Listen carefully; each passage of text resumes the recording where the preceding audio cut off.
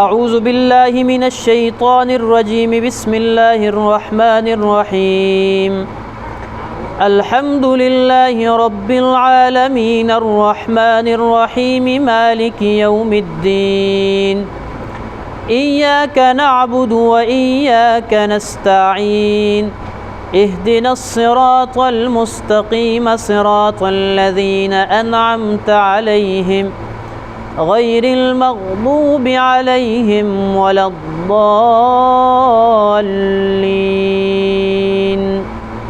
آمین۔ سورت کا نام سورۃ الفاتحہ ہے، اور اس کے علاوہ اس کے مزید 10 نام ہیں جو آپ حضرات کے سامنے لکھ دیے گئے ہیں۔ فاتحہ کا مطلب ہوتا ہے افتتاح، تو چونکہ اس سورت سے قرآن مجید کا افتتاح ہو رہا ہے، قرآن مجید شروع ہو رہا ہے، اس لیے اس سورت کو سورۃ الفاتحہ کہا جاتا ہے۔ دوسرا نام اس کا ہے سورۃ الشفاء، چونکہ سورہ فاتحہ کے اندر ہر بیماری کی شفا ہے، اس لیے اس سورت کو سورۃ الشفاء کہا جاتا ہے۔ تیسرا نام اس کا سورہ کنز ہے۔ کنز کا مطلب ہوتا ہے خزانہ، اور اس کے اندر چونکہ پورے قرآن پاک کا خلاصہ ہے، اور قرآن پاک ایک عظیم خزانہ ہے، تو وہ سارے کا سارا خزانہ، روحانی خزانے جو ہیں وہ اس سورت کے اندر جمع کر دیے گئے ہیں، اس لیے اس سورت کا نام سورہ کنز بھی ہے۔ اور چوتھا اور پانچواں نام اس کا ہے کافیہ اور وافیہ۔ کافیہ مطلب کافی ہو جانا، اور وافی کا مطلب بھی کافی ہونا ہوتا ہے، کہ ہر خیر و برکت کے لیے یہ سورۃ الفاتحہ جو ہے یہ کافی اور شافی ہے۔ اور چھٹا نام اس کا ہے تعلیم المسئلہ۔ تعلیم المسئلہ کا مطلب کیا ہے؟ کہ سوال کرنے کا، مانگنے کا طریقہ بتلانا۔ تو چونکہ اس سورت کے اندر اللہ تعالیٰ نے مانگنے کا طریقہ بتلایا ہے کہ کس طرح مانگا جاتا ہے، اہدنا الصراط المستقیم، ٹھیک ہے، تو یہ مانگنے کا طریقہ بتلایا گیا، اس کی تشریح آگے آئے گی، تو اس لیے اس سورت کا نام تعلیم المسئلہ ہے۔ مسئلہ کا مطلب سوال کرنا، تعلیم کا مطلب سکھلانا، تو سوال کرنے کا طریقہ، مانگنے کا طریقہ بتلایا گیا ہے، اس لیے اس کو تعلیم المسئلہ کہا جاتا ہے۔ اور ساتواں نام اس کا ہے صلاۃ۔ صلاۃ کا مطلب ہوتا ہے نماز، اور چونکہ یہ صورت ہر نماز کے اندر پڑھی جاتی ہے، اس لیے اس کو صلاۃ کہا جاتا ہے۔ حدیث پاک کے اندر آتا ہے لا صلاۃ الا بفاتحۃ الکتاب، کہ فاتحہ کے بغیر نماز نہیں ہوتی۔ یہ کس کے متعلق ہے؟ یہ امام اور منفرد کے متعلق ہے، یعنی امام اگر سورہ فاتحہ نہیں پڑھے گا تو مقتدیوں کی بھی نماز نہیں ہوگی، اور اسی طرح اگر منفرد یعنی اکیلا آدمی نماز پڑھ رہا ہے، وہ نماز کے اندر سورۃ الفاتحہ نہیں پڑھے گا تو اس کی بھی نماز نہیں ہوگی۔ رہی بات کہ امام کے پیچھے سورہ فاتحہ پڑھی جائے گی یا نہیں پڑھی جائے گی، اس میں جمہور کا مذہب یہی ہے کہ جب امام قرات کر رہا ہو تو امام کے پیچھے سورہ فاتحہ نہیں پڑھی جائے گی۔ اس کی پہلی دلیل قرآن مجید سے ہے وَإِذَا قُرِئَ الْقُرْآنُ فَاسْتَمِعُوا لَهُ وَأَنصِتُوا، کہ جب قرآن پاک پڑھا جا رہا ہو تو تمہیں چاہیے کہ خاموشی کے ساتھ اس کو سنو۔ اور دوسری حدیث مبارکہ مسلم شریف کی روایت کتاب التشہد کے اندر ہے اِنَّمَا جُعِلَ الْإِمَامُ لِيُؤْتَمَّ بِهِ، کہ امام کو اس لیے مقرر کیا جاتا ہے تاکہ اس کی اقتداء کی جائے۔ فَإِذَا كَبَّرَ فَكَبِّرُوا، جب وہ تکبیر کہے تو تم بھی تکبیر کہو۔ وَإِذَا قَرَأَ فَأَنصِتُوا، جب وہ قرات کرنے لگے تو تم خاموش ہو جاؤ۔ تو اس سورت کا ساتواں نام سورہ صلاۃ ہے، ہر نماز کے اندر اس کو پڑھا جاتا ہے، اس لیے اس کو سورہ صلاۃ کہا ہے۔ آٹھواں نام اس کا ہے القرآن العظیم۔ قرآن العظیم اس کو کیوں کہا گیا ہے؟ کیونکہ یہ سارے قرآن کا خلاصہ ہے۔ قرآن مجید کے اندر جتنے بنیادی مضمون بیان ہوئے ہیں، جن میں توحید ہے، رسالت ہے اور قیامت کا ذکر ہے، وہ سارے کے سارے مضامین بھی اس سورۃ الفاتحہ کے اندر ذکر کیے گئے ہیں، اس لیے اس کو قرآن عظیم بھی کہا ہے۔ اور 9واں نام ہے اس کا ام القرآن۔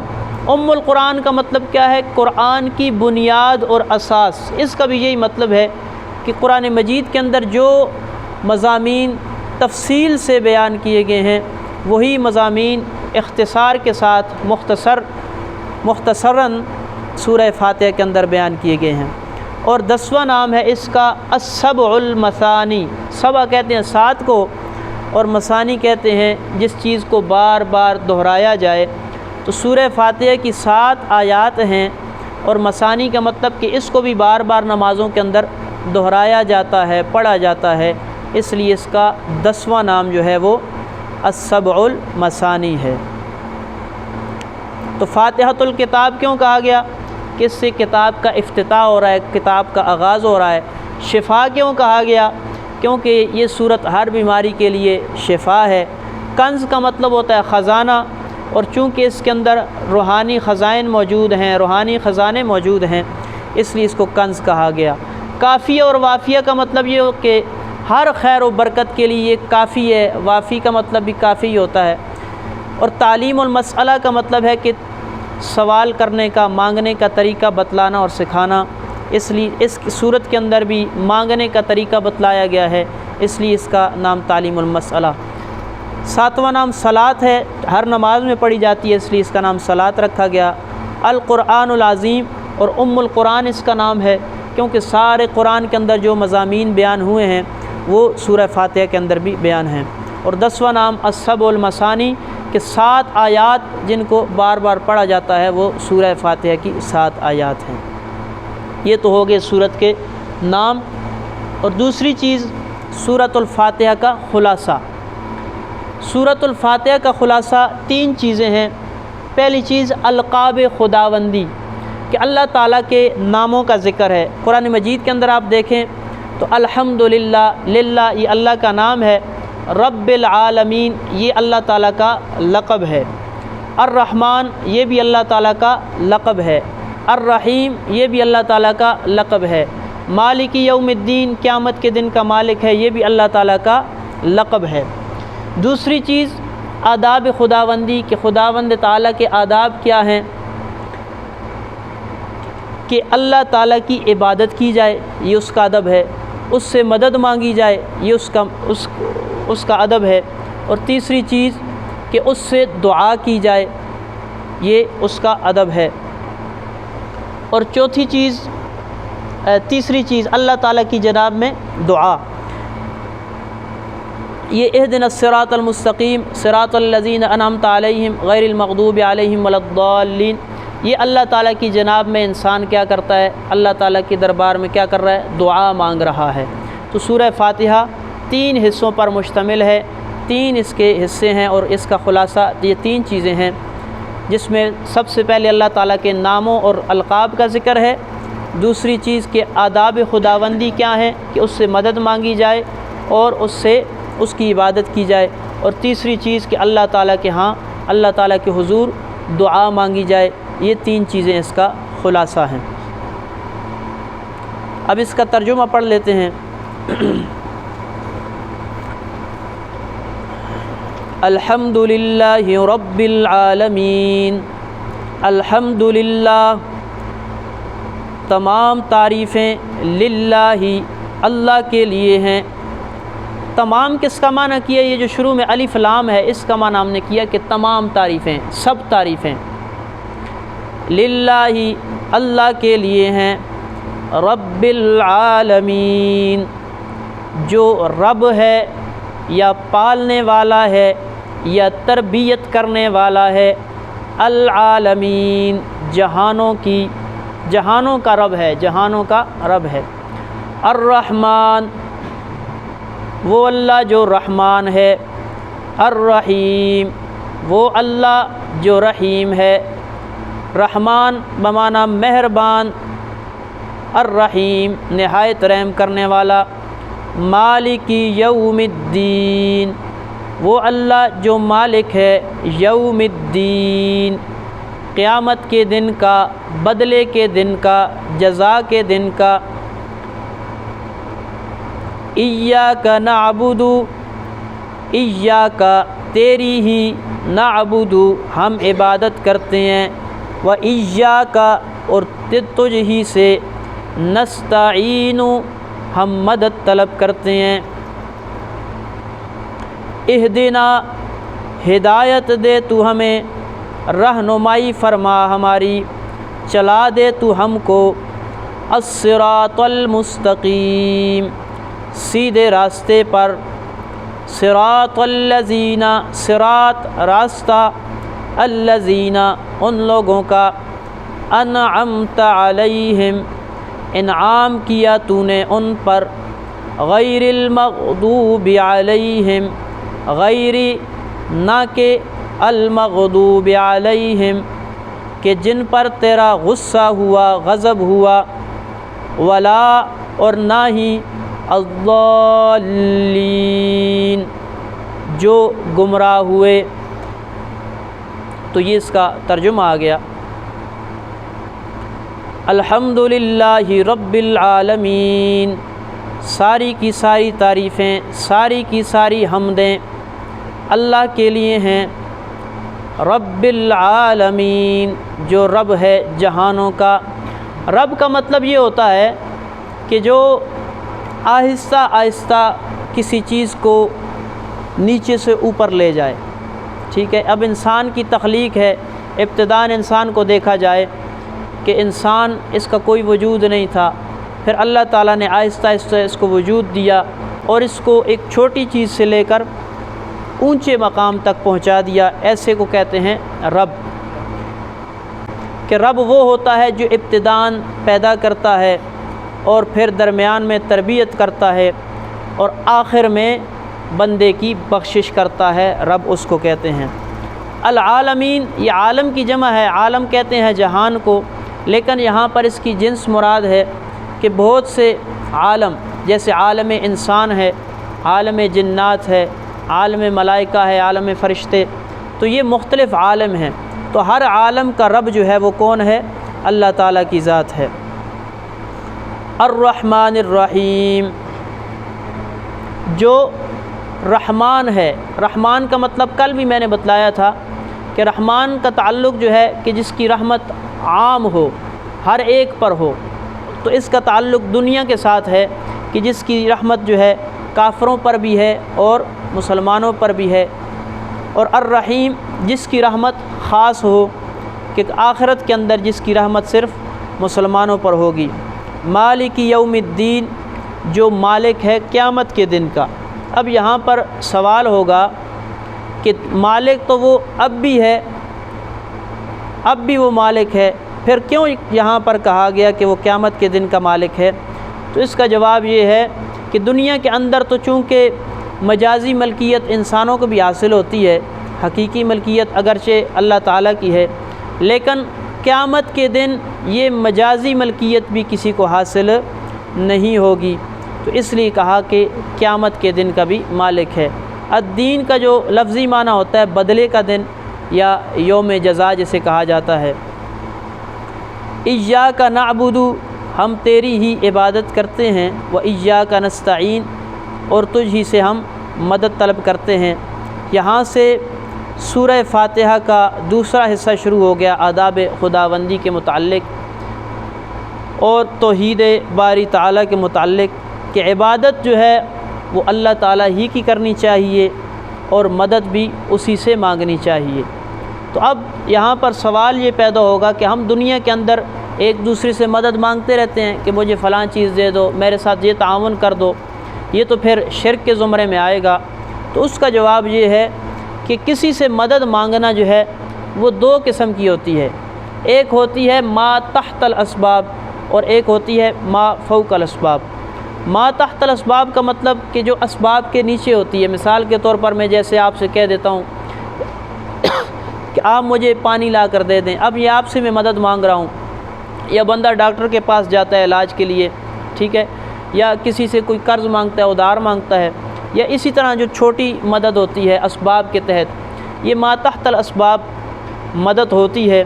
اور یہ مدد دوسرے انسانوں سے مانگنی بھی چاہیے اور دوسروں کی بھلائی کے لیے یہ مدد کرنی بھی چاہیے، یہ صلہ رحمی ہے اور دوسرے کی خیر خواہی ہے، اس کو کرے گا۔ تو یہ مدد کی 2 قسمیں ہیں، ما تحت الاسباب اور ما فوق الاسباب۔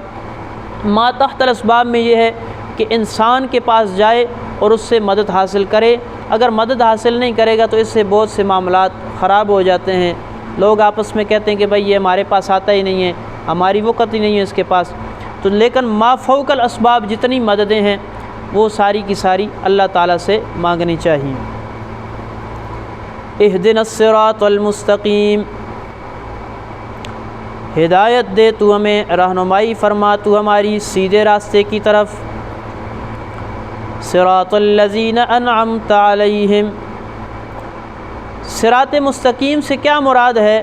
اس کی تشریح خود اللہ تعالیٰ نے قرآن مجید کے اندر ہی فرما دی، صراط الذین انعمت علیہم، کہ صراط مستقیم ان لوگوں کا راستہ ہے جن پر اللہ تعالیٰ نے انعام فرمایا ہے۔ اور 5ویں پارے کے اندر منعم علیہم، جن پر انعام ہوا ان کا ذکر ہے، نبیین، صدیقین، شہداء اور صالحین، یہ 4 قسم کے لوگ ہیں جن پر اللہ تعالیٰ نے انعام کیا۔ غیر المغضوب علیہم، ان لوگوں کے رستے پر نہ چلا جن پر تیرا غضب ہوا، جن پر تیرا غصہ ہوا۔ اس سے مراد یہودی ہیں کہ یہودیوں نے اللہ تعالیٰ کی نافرمانی کی، نبیوں کو شہید کیا، نبیوں کو قتل کیا، تو ان پر اللہ تعالیٰ کا غضب نازل ہوا۔ تو اس لیے انسان پناہ مانگتا ہے کہ یہودیوں کے راستے پر ہمیں نہ چلا۔ ولا الضالین، اور جو گمراہ ہوئے، گمراہوں سے مراد کون ہیں؟ یہ نصارہ، حضرت عیسیٰ علیہ السلام کے ماننے والے جنہیں عیسائی کہا جاتا ہے، وہ اس سے مراد ہیں کہ وہ گمراہ ہوئے۔ تو اب سورہ فاتحہ کے 3 حصے ہو گئے۔ پہلے حصے کے اندر بندہ رب تعالیٰ کی تعریف کرتا ہے، اور تعریف کرنے کے بعد دوسرے حصے میں بندہ اپنا تعلق بیان کرتا ہے، اور تیسرے حصے کے اندر بندہ اللہ تعالیٰ سے دعا کرتا ہے۔ یہ اسی طرح اس کے اندر بتلایا گیا ہے جس طرح عام طور پہ دنیاوی معاملات میں بندہ کسی بڑے کے پاس جاتا ہے، کسی وزیر کے پاس، کسی MNA MPA کے پاس جاتا ہے، تو سب سے پہلے جا کر اس کی تھوڑی تعریف کرتا ہے، تو آپ تو بڑے اچھے آدمی ہیں، آپ نے یہ کام کیا ہے، لوگ آپ کی بڑی تعریفیں کرتے ہیں، آپ بڑے با کردار آدمی ہیں۔ تو سب سے پہلے جا کر اس کی تھوڑی تعریف کرتا ہے، پھر اس کے بعد اس کے ساتھ تھوڑا اپنا تعلق بتلاتا ہے کہ ہمارے آباء و اجداد کا آپ کے آباء و اجداد کے ساتھ بڑا تعلق تھا، آنا جانا تھا۔ تعلق بتلانے کے بعد جو ہے وہ پھر اپنا مسئلہ اس کے سامنے پیش کرتا ہے کہ اب ہمارا یہ مسئلہ ہے، آپ ہمارے اس مسئلے کو حل کر دیں۔ تو سورہ فاتحہ کے اندر بھی بعینی یہی انداز اپنایا گیا ہے کہ سب سے پہلے بندہ اللہ تعالیٰ کی تعریف کرتا ہے، تعریف کرنے کے بعد اپنا تعلق بتلاتا ہے کہ ہم تیرے بندے ہیں اور ہم تجھ سے مدد بھی مانگتے ہیں، تیری عبادت بھی کرتے ہیں۔ اور تیسرے نمبر پر آ کر انسان جو ہے وہ اپنی حاجت اور ضرورت پیش کرتا ہے کہ اے رب العالمین، ہم رائے ہدایت کے طالب ہیں، تو ہمیں رائے ہدایت عطا فرما، نبیوں والے راستے پر، صدیقین، شہداء، صالحین والے راستے پر ہمیں چلنے کی توفیق نصیب فرما، اور یہود و نصارہ کے راستے سے ہمیں بچنے کی توفیق نصیب فرما۔ تو یہ سورہ فاتحہ کا مختصراً خلاصہ ہے۔ اور اس کے بعد آخر میں آمین کہا جاتا ہے۔ یہ سورہ فاتحہ کے بعد بھی آمین کہنا سنت ہے۔ ظاہر سورہ فاتحہ میں بندہ دعا مانگتا ہے، عام طور پر بھی جو دعا ہوتی ہے اس کے اندر بھی آمین کہنا سنت ہے۔ آمین کا کیا مطلب ہے؟ آمین کا مطلب ہوتا ہے استجب، کہ اے رب العالمین جتنی بھی دعا مانگی گئی اس کو اپنی بارگاہ کے اندر قبول و منظور فرما لے۔ آمین بمعنی استجب، یعنی اے اللہ اس کو قبول فرما لے۔ اور آمین جو ہے اس کے متعلق بھی حضرت امام اعظم ابو حنیفہ، امام مالک رحمۃ اللہ علیہ اور حضرت سفیان ثوری رحمۃ اللہ علیہ کے نزدیک جو ہے نماز کے اندر آمین جو ہے وہ آہستہ کہی جائے گی، کیونکہ آمین کا جہاں جتنی بھی احادیث کے اندر ذکر آیا ہے وہ قولو کے ساتھ ہے کہ قولو آمین، جب امام فاتحہ مکمل کر لے تو تم کیا کہہ دو؟ آمین کہہ دو۔ تو آمین کے متعلق جو ہے ان اماموں کا جو مذہب اور مسلک ہے وہ آمین آہستہ کہی جائے گی۔ ویسے بھی آمین جو ہے یہ دعا ہے، اور دعا کے اندر حکم یہی ہے ادعوا ربکم تضرعا وخفیہ، کہ دعا کو آہستہ انداز میں مانگنا چاہیے۔ ترجمہ دیکھ لیں۔ الحمدللہ رب العالمین، الحمدللہ تمام تعریفیں اللہ کے لیے، رب العالمین جو رب ہے جہانوں کا، جو تربیت کرنے والا ہے، جو پالنے والا ہے جہانوں کا، الرحمن الرحیم جو رحمان ہے، بے حد مہربان ہے، الرحیم نہایت رحم والا ہے، مالک یوم الدین مالک ہے بدلے کے دن کا، جزا کے دن کا، قیامت کے دن کا، ایاک نعبد تیری ہی ہم عبادت کرتے ہیں، وایاک نستعین اور تجھ ہی سے ہم مدد مانگتے ہیں، اہدنا الصراط المستقیم چلا ہم کو سیدھی راہ، صراط الذین انعمت علیہم راہ ان لوگوں کی، رستہ ان لوگوں کا، انعمت علیہم انعام کیا تو نے ان پر، غیر المغضوب علیہم نہ کہ ان لوگوں کا جن پر تیرا غضب ہوا، ولا الضالین اور نہ ہی ان لوگوں کا کہ جو گمراہ ہوئے، آمین۔ اے اللہ اس کو قبول فرما لے۔